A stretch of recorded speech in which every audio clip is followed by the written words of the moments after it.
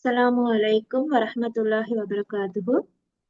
வலைக்கும் சலாம் வரஹ்மத்துல்லாஹி வபரகாத்துஹு மேடம். ஓகே, எல்லாரும் சுகமா இருக்கிறீங்களா? ஓ மேடம். ஓகே. நாங்க இன்றைக்கு ஒரு ஒர்க் கொண்டு செய்ய போறோம். ஓகே, இவ்வளவு நாள் நாங்க படிச்ச 4 யூனிட்ஸ்ல இருந்தும் நான் உங்களுக்கு சில வினாக்கள் வந்து எடுத்திருக்கிறேன். ஓகே, அதனால நீங்க ஆன்சர் பண்றதுக்கு வந்து ஒரு தாள் ஒன்று எடுத்துக்கொள்ளுங்க. ஓகே, ஒரு தாள் இல்லைன்னு சொன்னால் கொப்பியிலையும் பிரச்சனை இல்லை. ஓகே, கொப்பியிலையும் எழுதுங்க. என்னன்னு சொன்னா நான் ஸ்கிரீன் ஷேர் பண்ற நேரம் அந்த வினாக்களுக்குரிய விடைகளை நீங்க எழுதுவீங்க. அதுக்கு பிறகு நாங்க டிஸ்கஸ் பண்ணி அதை கரெக்ஷன் பண்ணுவோம். நீங்க விடைகள் எழுதினதுக்கு பிறகு நான் உங்களுக்கு கொஞ்சம் டைம் தருவேன். நீங்க அந்த டைம்ல என்ன செய்யணும்னு சொன்னால் எனக்கு வந்து செக்ல வந்து அனுப்பி வைக்கணும். ஓகே, உங்களோட விடையை வந்து போட்டோ எடுத்து செக்ல அனுப்பணும். என்ன சொன்னால் யார் யாரு அதை செய்றீங்கன்னு சொல்லி பாக்குறதுக்காக. ஓகே, அதுக்காக ரெடி ஆகிக்கொள்ளுங்க.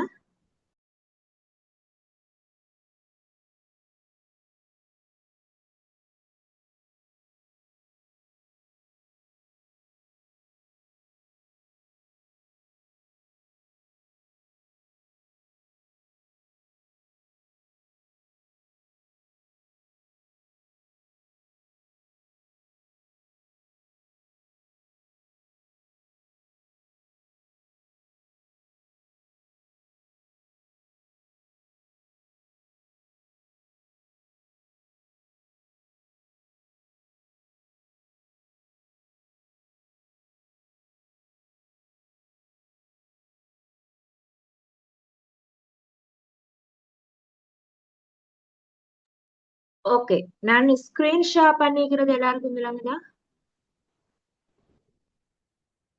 ஓ டீச்சர்.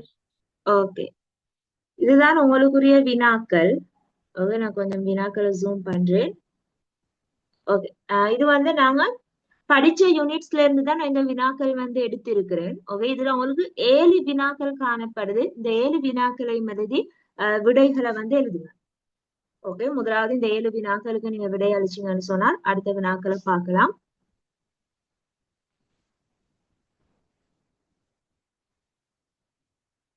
முக்கியமான விஷயம் என்னன்னு சொன்னால் இந்த வினாக்களுக்கு விடை எழுதுற நேரம் உங்களோட பாட புத்தகமோ அல்லது நீங்க செய்த பயிற்சி வினாக்களோ எதையும் பார்க்காம சுயமா செய்யுங்க.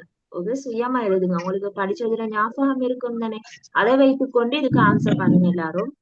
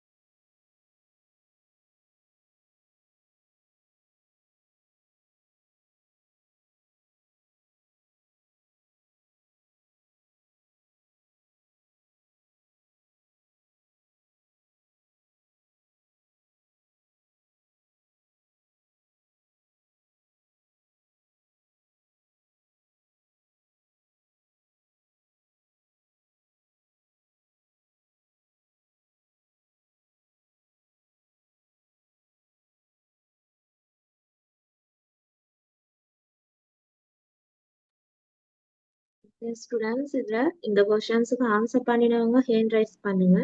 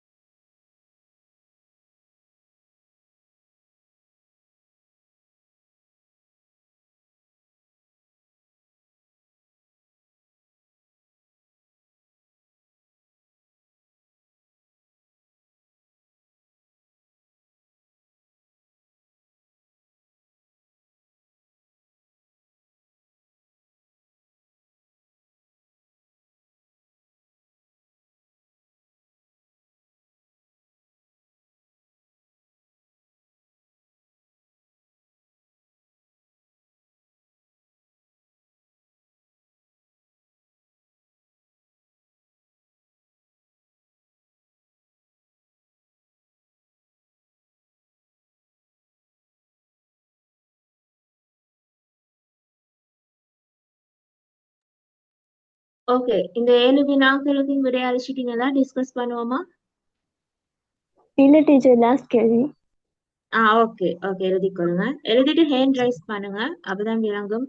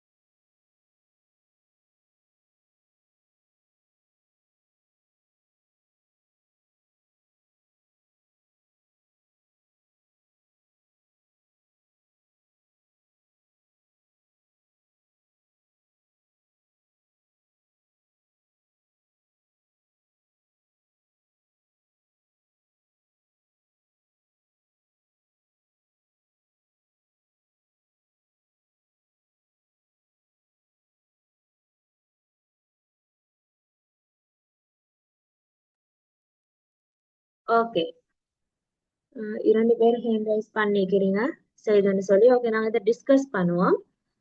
நான் நேம் சொல்றவங்க வந்து இதுக்குரிய ஆன்சரை வந்து சொல்லுங்க. ஓகே, நீங்க எல்லாரும் எழுதியிருப்பீங்க தானே? ஓகே, இது வந்து முதலாவது வினா எல்லாம் நம்ம ஃபர்ஸ்ட் யூனிட்ல படிச்ச விஷயங்கள். ஓகே, முதலாவது வினா பாருங்க. இஸ்லாமிய வழக்கில் அகீதா எனப்படுவது யாது? ஓகே, இஸ்லாமிய வழக்குல அகீதான்னு சொன்னால் என்னன்னு கேட்டிருக்குது. ஓகே, இதுக்குரிய விடைய ஃபர்ஹா சொல்லுங்க. இஸ்லாமிய வழக்கில் அகீதா என்பது இறுதியானதும் உறுதியானதுமான சான்றலை கொண்டு கட்டியெழுப்பப்பட்ட நம்பிக்கை. Okay, good. அகீதா, இஸ்லாமிய வழக்குல அகீதான்னு சொல்ற நேரம் அது இறுதியானதும் உறுதியானதுமான சான்றுகளை கொண்டு கட்டியெழுப்பப்பட்ட நம்பிக்கை கோட்பாடுதான் அகீதான்னு சொல்றோம். ஓகே, இதுதான் அதுக்குரிய விடையாக வரும். ஓகே, நீங்க கரெக்ஷன் பண்ணிக்கொள்ளுங்க உங்களோட ஆன்சரை. ஓகே, இரண்டாவது வினா. அல்லாஹ்வால் தேர்ந்தெடுக்கப்பட்ட தூதர்கள் அனைவரும் ஒரே அகீதாவையே போதித்துள்ளனர் என்பதனை குர்ஆன் ஆதாரம் மூலம் நிறுவுக. ஓகே, இதுக்குரிய விடைய அல்தாஃப் சொல்லுங்க.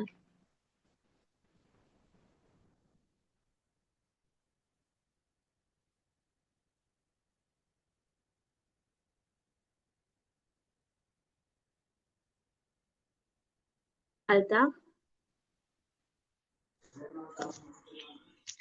நாம் நூஹுக்கு எதனை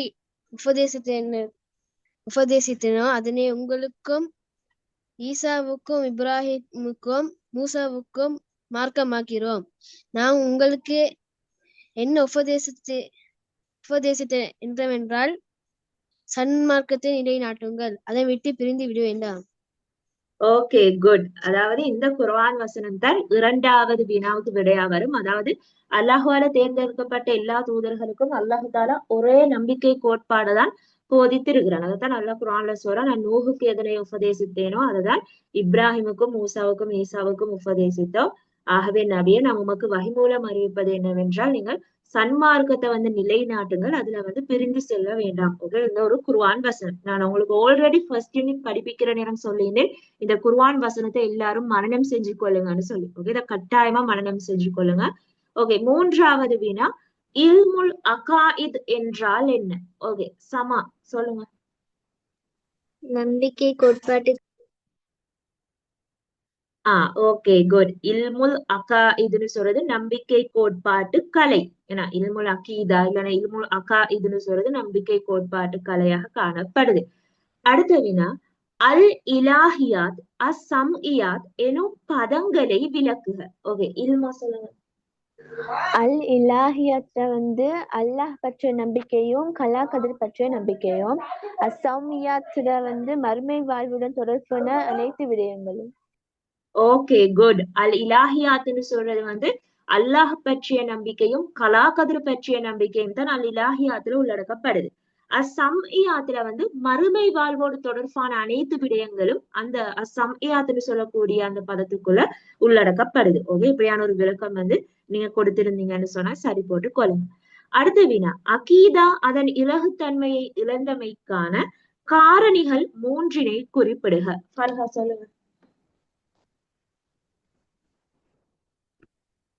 முஸ்லிம் சமூகத்தில் பிற்காலத்தில் உருவான அரசியல் ரீதியான விளைவுகள், அந்நிய சிந்தனை இயக்கங்கள் பகுத்தறிவை எல்லை கடந்து பிரயோகித்தன. Okay, good. பகுத்தறிவு எல்லை கடந்து பிரயோகித்தமை, அந்நிய சிந்தனை தாக்கம், அரசியல் ரீதியான பிளவுகள். ஓகே, இதெல்லாம் அகீதா அதுல இலகுத்தன்மை அல்லது எளிமைத்தன்மை இழந்தமைக்கான காரணங்களாக காணப்படுது. அடுத்த வினா. அஹ்லு சுன்னா வல் ஜமாஆ எனும் பதம் குறித்து நிற்பது யாது? ஓகே, இதுக்குரிய விடைய சமா.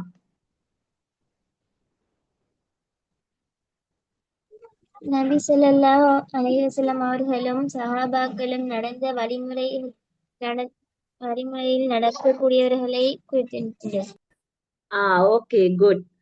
முஹம்மது நபி ஸல்லல்லாஹு அலைஹி வஸல்லம் அவர்களும் சஹாபாக்களும் நடந்த வழிமுறையை பின்பற்றி நடப்பவர்களை தான் அஹ்லு சுன்னா வல் ஜமாஅத்தினர்னு சொல்லி நாங்க அழைக்கின்றோம். ஓகே, நபி அவங்களே சஹாபாக்களின் பின்பற்றி நடப்பவங்க. ஓகே, அதுதான் விடையாக வரும்.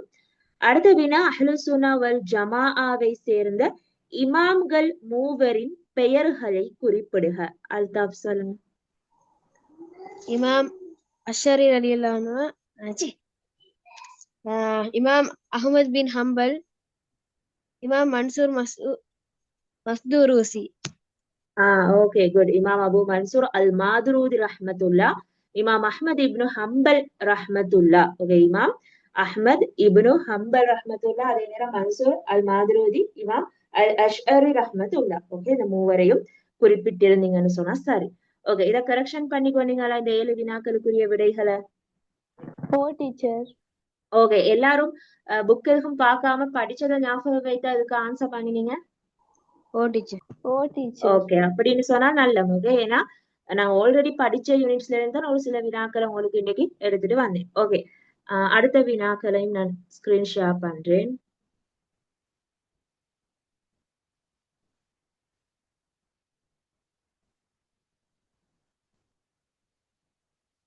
ஓகே, இதுல 10 வினாக்கள் இருக்குது.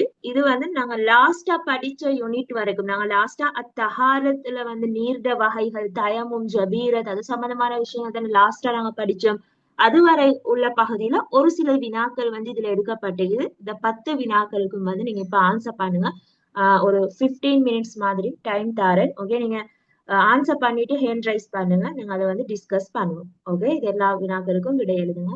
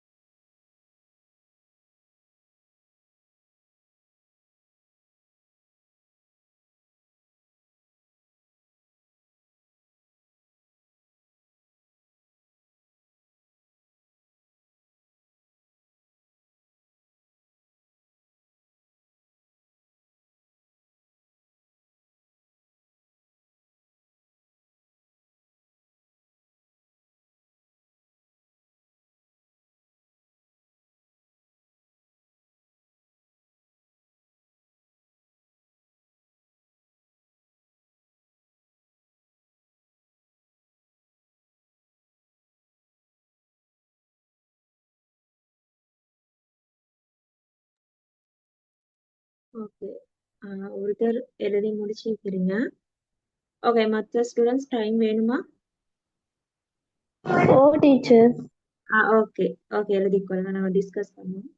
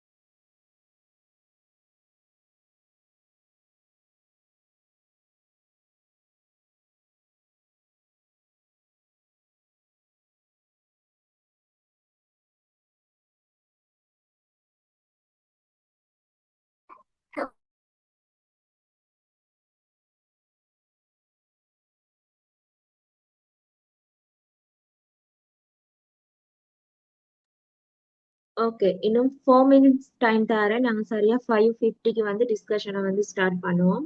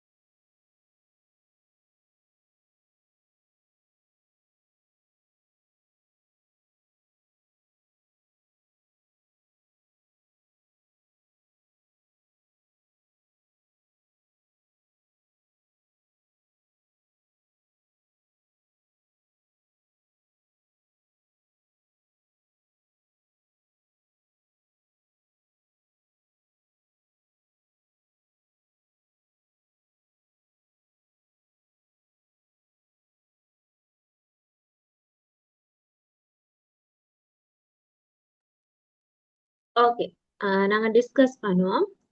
இதுல முதலாவது வினா பாருங்க, முஹ்மீன் எனப்படுபவர் யார்? ஓகே, முஹ்மீன் எனப்படுபவர் யார்? இதுக்குரிய விடயம் வந்து அல்தாப் சொல்லுங்க. இறை விசுவாசிகள்.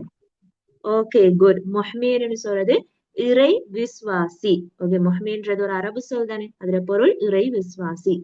அடுத்த வினா, ஈமானுக்கும் அமலுக்கும் இடையிலான தொடர்பை விளக்குக. ஓகே, இது நாங்க செகண்ட் யூனிட்ல படிச்ச விஷயம். ஓகே, இதுக்குரிய விட இல்மா சொல்லுங்க. இஸ்லாம் கூறுகின்ற விடயங்களை நம்புவது ஈமான் என்றும் அதன் போதனைகளை செயற்படுவது அமல் என்றும் அழைக்கப்படும். Okay, good. அதாவது இஸ்லாம் கூற விஷயங்களை நம்பிக்கை கொள்றது ஈமானும், அந்த விஷயங்களை செய்யறதும் அமல்னு சொல்றீங்க. ஓகே, இதுல வினால ஈமானுக்கும் அமலுக்கும் இடையிலான தொடர்பு கேட்கப்பட்டிருக்குது. ஓகே, அப்ப இதுக்கு நிறைய விஷயங்கள் இருக்குது. என்னன்னு சொன்னா, ஈமான் இன்றி அமல் அங்கீகரிக்கப்பட மாட்டாது, அமல் இன்றி ஈமான் அங்கீகரிக்கப்பட மாட்டாது. அது ரெண்டுக்கும் இடையிலான தொடர்பு. அதே நேரம் ஈமானுக்கும் அமலுக்கும் இடையிலான இன்னும் ஒரு தொடர்பு சொல்லுங்க. பூவும் அதுல நறுமணமும் போல ஈமானும் அமலும் ஒன்றேதான் இருக்கும். அதே நேரம் ஈமானும் அமல் சம்பந்தமாக குர்ஆன்ல எத்தனை இடங்கள்ல சொல்லப்பட்டிருக்குது? இது ரெண்டையும் ஒன்றிணைத்து குர்ஆன்ல எத்தனை இடங்கள்ல சொல்லப்பட்டிருக்குது? 70க்கும் மேற்பட்ட இடங்கள். Okay, good. 70க்கும் மேற்பட்ட இடங்கள்ல ஈமான் அமல். ஓகே, இது ரெண்டையும் ஒன்றிணைத்து அல்லாஹு தாலா கூறியிருக்கார். இதெல்லாம் ஈமான் அமலுக்கு இடையிலான தொடர்பாக வந்து காணப்படுது. அப்ப இப்படியான விடயங்கள் நீங்க ஆன்சர் பண்ணிக்கணும். ஓகே, அடுத்த வினா, சாலிஹான அமல்கள் என்பதன் மூலம் கருதப்படுவது யாது? சமா சொல்லுங்க.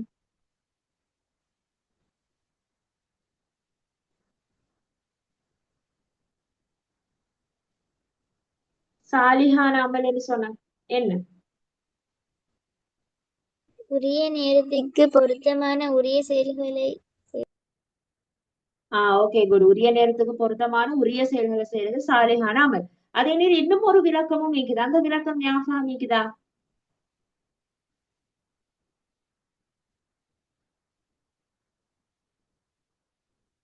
ஞாபகம் உள்ளவங்க சொல்லுங்க. சாலிஹான அமலுக்கு இன்னும் ஒரு விளக்கம் நீக்குது, என்ன?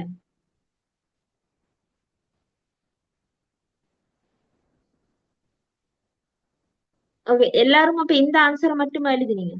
ஓகே, இன்மை மறுமை, தனிநபர், சமூகம், ஓகே, ஆகியவற்றுக்கு தொடர்பான அந்த செயல்களை வந்து சாலிஹான அமல்கள்னு சொல்லி குறிப்பிடுறோமே, அந்த ஒரு விளக்கமும் இதுல இருக்குது. ஓகே, அப்ப அதே உங்களுக்கு இதுக்கு குறிப்பிட இயலும். அடுத்த வினா, ஒரு முஹ்மீன்ற செயற்பாடு எந்த விதத்துல அமையும் என்பதனை தெளிவுபடுத்துக. ஓகே, ஒரு முஹ்மீன்ற செயற்பாடு சில அம்சங்களை கொண்டதாக இருக்கணும்னு சொல்லி நாங்க செகண்ட் யூனிட்ல படிக்கிற நேரம் பார்த்தோம். ஓகே, இதுக்குரிய விடயம் வந்து அஷ்ஃபாக் சொல்லுங்க பாப்போம். அஷ்ஃபாக், நீங்க ஆன்சர் எழுதுனீங்களா?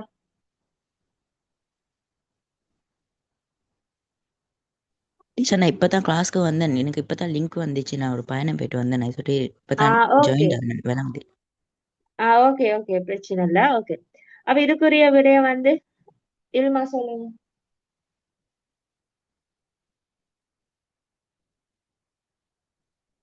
ஒரு முஹ்மீன்ற செயற்பாடு எந்த விதத்துல அமையணும்? ஒரு 2 விஷயம் சரி சொல்லுங்க. டீச்சர் நான் அதுக்கு விட எழுதல.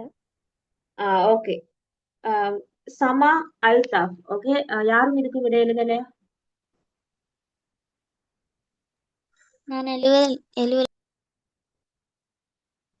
ஓகே, ஒரு முஹ்மீன்ற செயற்பாடு எந்த விதத்துல அமையும்னு சொல்லி கேட்டிருக்கிறாங்க. அந்த 4 அம்சங்களிலே, அதாவது முகமது நபி ஸல்லல்லாஹு அலைஹி வஸல்லம் அவங்க எதை பின்பற்றி செய்தாங்களோ அந்த முறையை வந்து பின்பற்றுவதாக இருக்கணும்.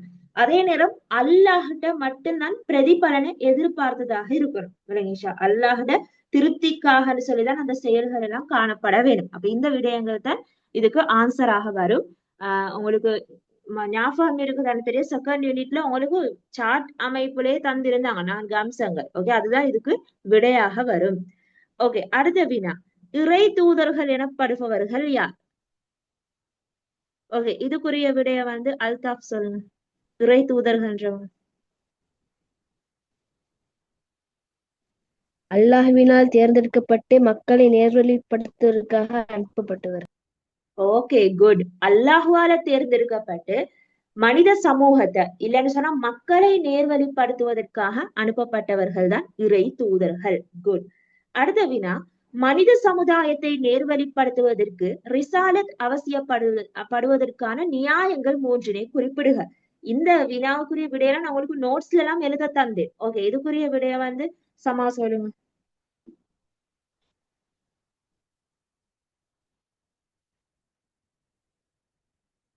ஏன் ரிசாலத் தேவை? ஓகே, இல்மா சொல்லுங்க.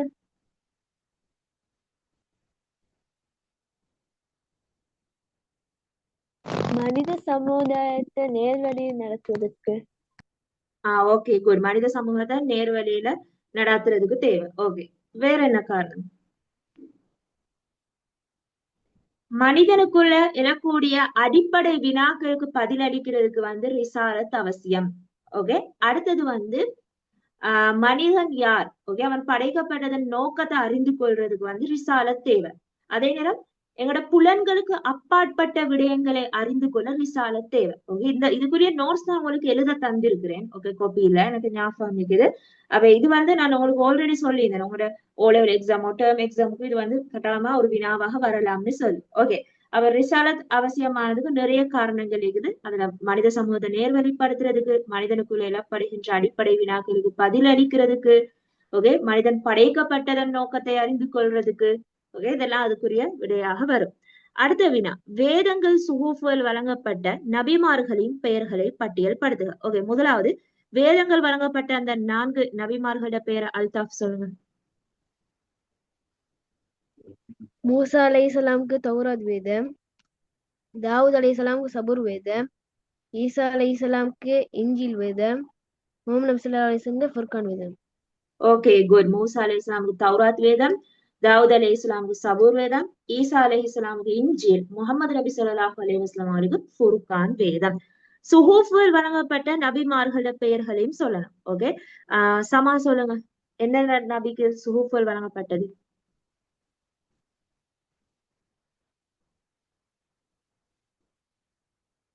சமா.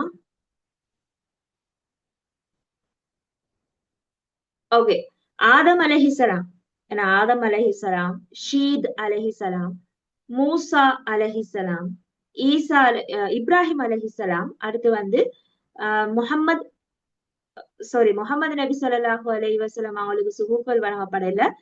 நூஹ் அலைஹிஸ்ஸலாம், ஏன்னா நூஹ் அலைஹிஸ்ஸலாம், இப்ராஹிம் அலைஹிஸ்ஸலாம், ஆதம் அலைஹிஸ்ஸலாம், ஷீத் அலைஹிஸ்ஸலாம். ஓகே, இதுல ஷீத் அலைஹிஸ்ஸலாமுக்கு 50 சுஹூஃபுகள், அடுத்து இப்ராஹிம் அலைஹிஸ்ஸலாம் அவங்களுக்கு 30 சுஹூஃபுகள்.